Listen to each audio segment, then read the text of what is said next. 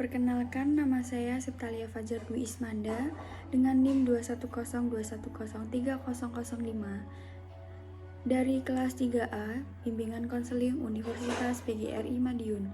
Dengan ini saya akan mempresentasikan PPT dengan tema pengendalian emosi. Yang pertama adalah pengertian emosi. Emosi menurut para psikologi adalah suatu keadaan psikologis yang mampu mengaktifkan dan mengarahkan perilaku. Emosi bisa ditimbulkan oleh berbagai macam rangsangan. Ada banyak jenis emosi yang sesuai dengan macam rangsangannya, dan biasanya hal tersebut dikategorikan berdasarkan sifat positif atau negatif. Secara lebih luas, J. Bruno mendefinisikan emosi ke dalam dua sudut pandang, yaitu secara psikologis, emosi adalah proses jasmani karena perasaan yang meluap, sedangkan secara psikologis, emosi merupakan reaksi yang menyenangkan atau tidak menyenangkan. Selain dengan pendapatnya J. Bruno, ada John McQuarrie yang membagikan emosi ke dalam dua jenis kelompok. Yang pertama adalah negative emotion atau rasa takut, marah, benci, iri hati, rasa was-was, dan lain sebagainya. Yang kedua adalah positive emotion atau cinta, harapan, kebahagiaan, sabar, kepasrahan, dan lain-lainnya. Menurut Gross, suatu emosi dimulai dengan evaluasi terhadap isyarat emosi.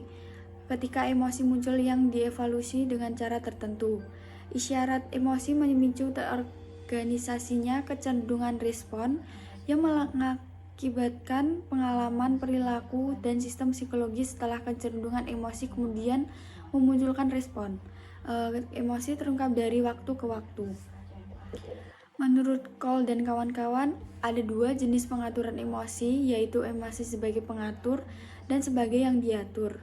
Emosi sebagai pengatur menunjukkan adanya perubahan emosi yang tampak sebagai hasil dari emosi yang aktif.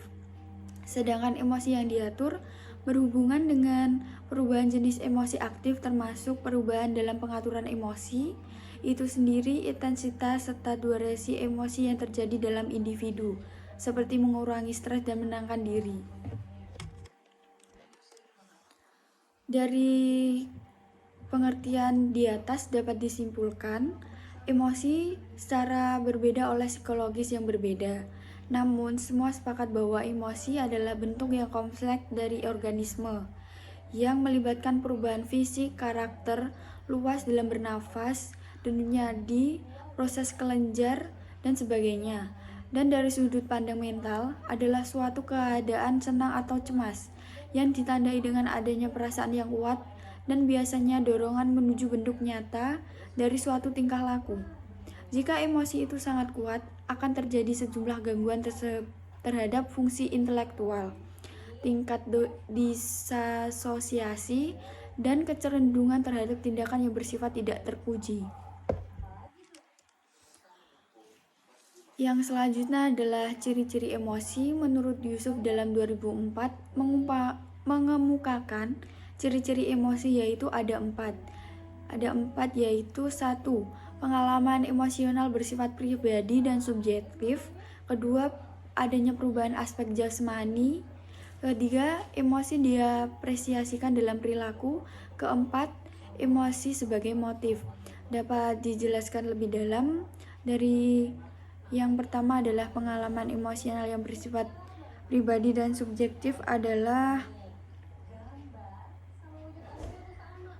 pengalaman seseorang memegang peranan penting dalam pertumbuhan rasa takut, sayang, dan jenis-jenis emosi lainnya.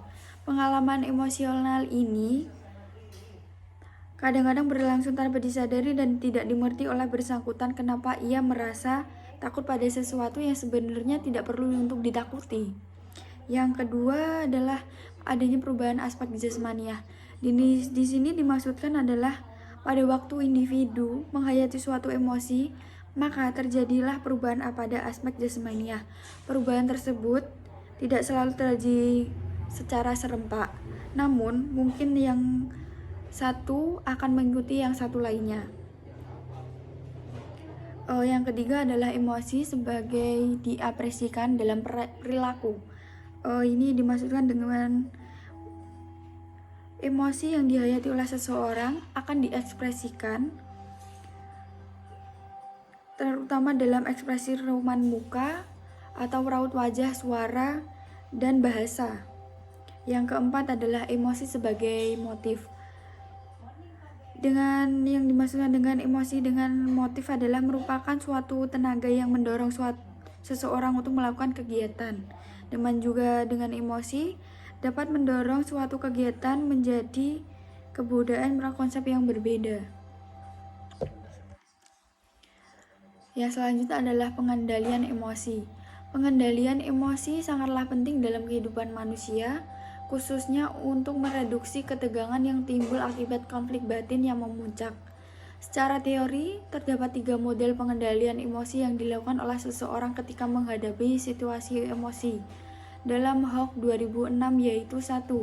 Pengalihan atau displacement, 2. Penyusunan kognitif, 3. Coping strategi.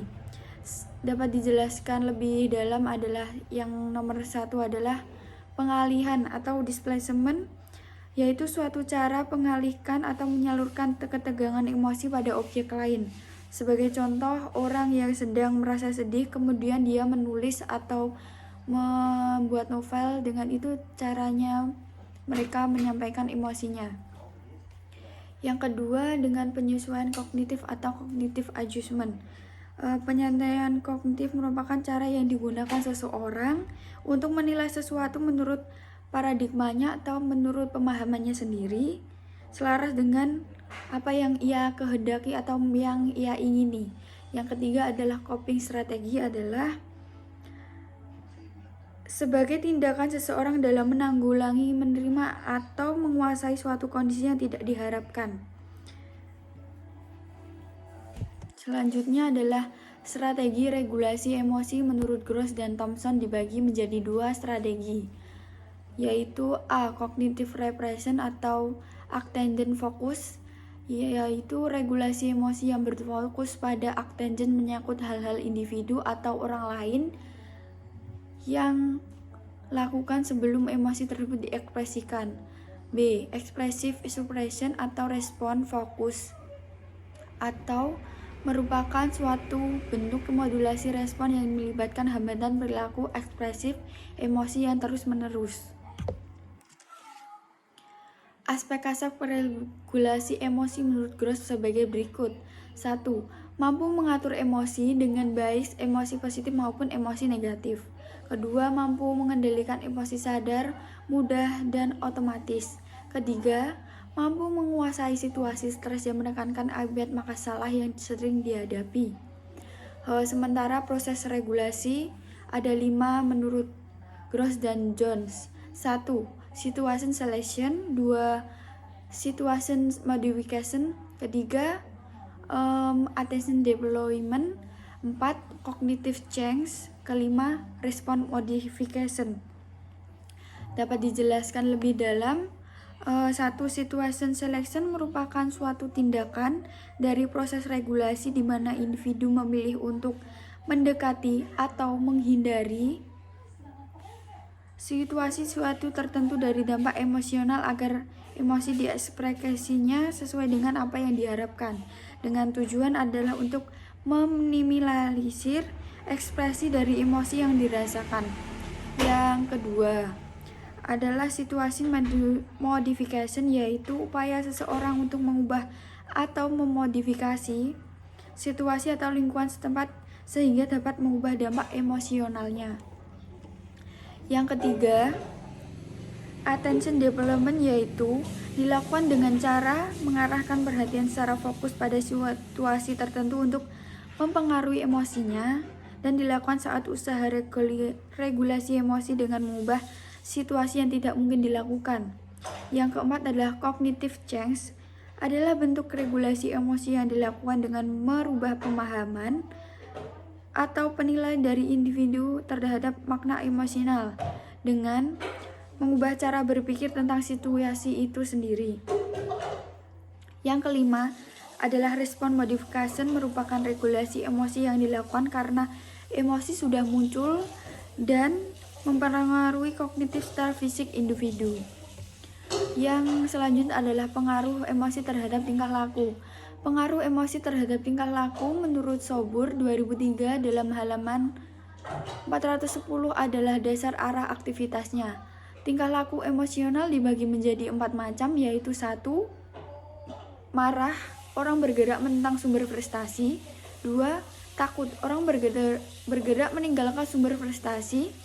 3. Cinta, orang bergerak menuju sumber kesenangan. 4. Depresi, orang menghentikan respon-respon terbuka dan mengalihkan emosi ke dalam diri sendiri. Emosi merupakan salah satu faktor yang mempengaruhi tingkah laku manusia. Kemampuan seseorang dalam mengarahkan dan menyesuaikan emosi terhadap suatu situasi akan berpengaruh pada perilaku dan hubungan sosial. Menurut Yusuf, dalam 2004 halaman 115, emosi yang ada pada diri individu memberi pengaruh terhadap perilaku individu, yaitu A. Memperkuat semangat apabila orang merasa senang atau puas atas hasil yang ia capai. 2. Melangkah semangat apabila timbul rasa kecewa karena kegagalan dan puncaknya ialah timbul rasa putus asa atau frustasi. C. Menghambat atau mengganggu aktivitas belajar apabila sedang mengalami ketegangan emosi dan bisa juga menimbulkan sikap gugup dan gagap dalam berbicara. D. Mengganggu penyesuaian sosial apabila terjadi rasa cemburu dan iri hati. E. Mempengaruhi suasana emosional yang diterima yang dialami oleh individu semasa kecil di kemudian hari, baik terhadap dirinya sendiri maupun terhadap orang lain. Sekian presentasi dari saya. Bila ada kekurangan mohon dimaafkan.